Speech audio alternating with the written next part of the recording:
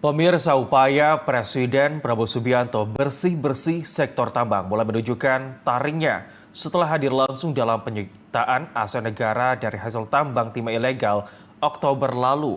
Kini Satgas Penertiban Kawasan Hutan bentukannya juga mulai bergerak menindak para pelaku tambang ilegal di sejumlah wilayah Indonesia.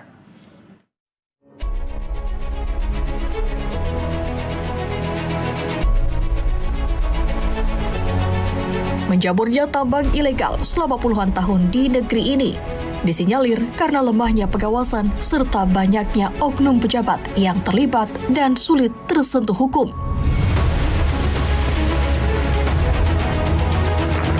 Dan saya beri peringatan, apakah ada orang-orang besar, orang-orang kuat, jenderal-jenderal dari manapun, apakah jenderal dari TNI atau jenderal dari polisi atau mantan jenderal.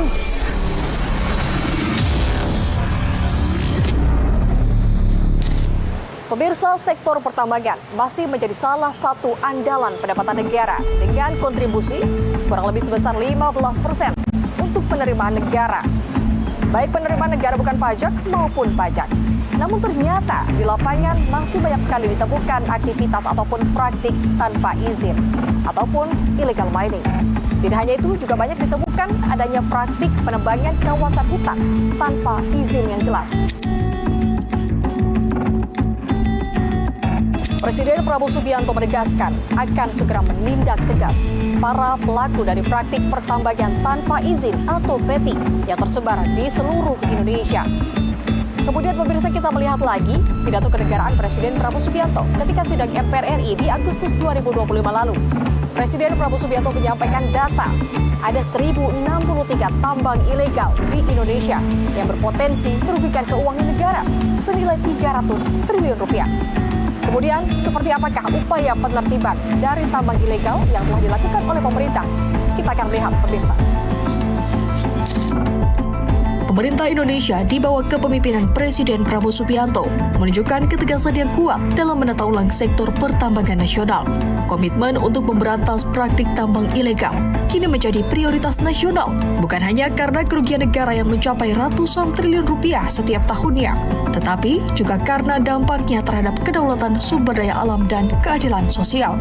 Melalui arahan langsung Presiden Prabowo, pemberantasan tambang tanpa izin diarahkan menjadi gerakan terpadu lintas lembaga negara yang melibatkan aparat hukum, penegak aturan, dan kementerian teknis terkait dengan pembentukan Satgas Penertiban Kawasan Hutan. Dalam pidato kenegaraan di sidang tahunan MPR pada 15 Agustus 2025 lalu, Presiden Prabowo menyampaikan laporan yang diterima dirinya. Ada 1.603 praktik tambang ilegal yang tersebar di seluruh Indonesia. Praktik tambang ilegal ini menyebabkan kerugian negara yang sangat besar, mencapai minimal 300 triliun rupiah.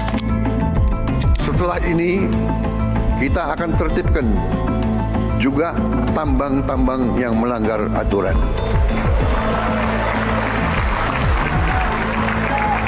Saya telah diberi laporan oleh aparat-aparat bahwa terdapat 1.063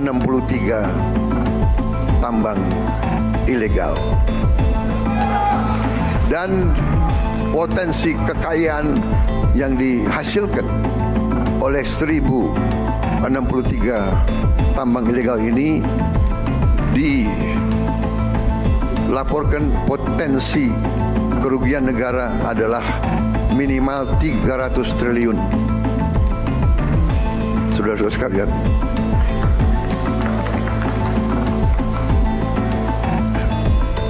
saya minta dukungan seluruh MPR. Saya minta dukungan seluruh partai politik untuk mendukung ini demi rakyat kita, saudara-saudara sekalian. tidak hanya sekedar instruksi. Pada 6 Oktober 2025, Presiden Prabowo meninjau dan menyaksikan langsung penyerahan aset rampasan negara di smelter swasta PT Tinindo Internusa Pangkal Pinang.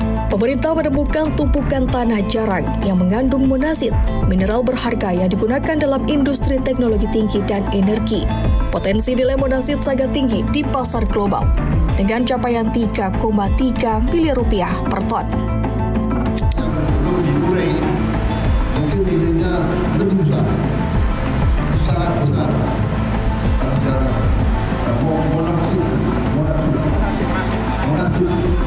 Monasit itu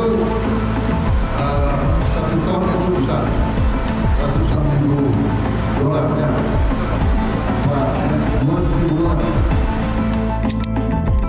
Menindaklanjuti arahan Presiden, Satgas Penertiban Kawasan Hutan pada 19 November 2025 di bawah arahan Menteri Pertahanan Syafri Syamsuddin, Panglima TNI Jenderal Agus Subianto, dan Menteri ESDM Bahlil Lahadalia menyidak aktivitas tambang timah ilegal di Dusun Nadi, Desa Lubuk Lingkuk, Kecamatan Lubuk Besar, Kabupaten Bangka Tengah, Kepulauan Bangka Belitung. Pemerintah menemukan aktivitas tambang ilegal yang berada di kawasan hutan produksi seluas 262,85 hektar dan dimanfaatkan tanpa izin pinjam pakai kawasan hutan. Dalam penertiban ini, Satgas PKH menemukan berbagai alat berat dan fasilitas pendukung yang digunakan untuk kegiatan penambangan ilegal. Antara lain 21 unit eskavator, 2 unit bulldozer, 1 unit genset, 10 unit mesin penghisap pasir atau timah, serta berbagai perlengkapan tambang lainnya.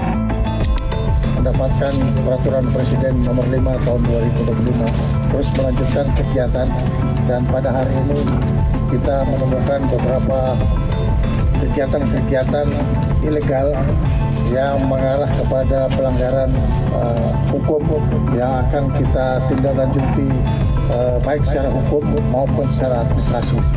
Saya kira dalam hal ini negara tidak boleh kalah di dalam melaksanakan kegiatan ilegal ini, dan secara fisik sekarang semua kegiatan yang mengarah kepada kegiatan ilegal ini kita sudah tutup secara geografi. Langkah Presiden Prabowo Subianto dan tim Satgas PKH bentukannya dinilai pakar kebijakan publik Universitas Trisakti, Dr. Trubus Rahadiansyah, sudah sangat tepat di tengah kondisi negara yang saat ini. Sebab dari praktek tambang ilegal tidak hanya merugikan negara, namun juga merusak lingkungan. Yang paling terpenting, kebijakan publik ini harus dilaksanakan secara bertahap dan berkelanjutan. Nah, kebijakan pemerintah untuk melakukan penataan terkait dengan tambang ilegal yang sudah berlangsung lama di masyarakat dan meresahkan masyarakat itu tentu suatu kebijakan yang sangat tepat, bahkan urgent saat ini dalam rangka untuk memberi kepastian hukum sekaligus melindungi masyarakat dari praktek-praktek tambang ilegal yang banyak membuat atau merugikan masyarakat selama ini. Kini, komitmen pemerintahan Presiden Prabowo bersama para stakeholders menandai langkah besar menuju tata kelola pertambangan nasional yang modern. Pemberantasan tambang ilegal kini bukan hanya wacana. Jika operasi ini konsisten menyasar jaringan hingga tuntas, Indonesia menuju babak baru pengelolaan sumber daya alam yang bersih, transparan, dan adil bagi masyarakat. Ya, pemirsa, Indonesia memiliki sumber daya alam berupa batu bara dan juga mineral yang melimpah. Tentu dapat berkontribusi untuk perekonomian di Indonesia.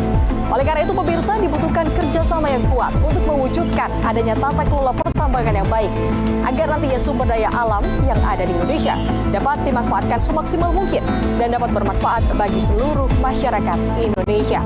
Fani Agnia, Yudis Aldani, Garuda TV, melaporkan.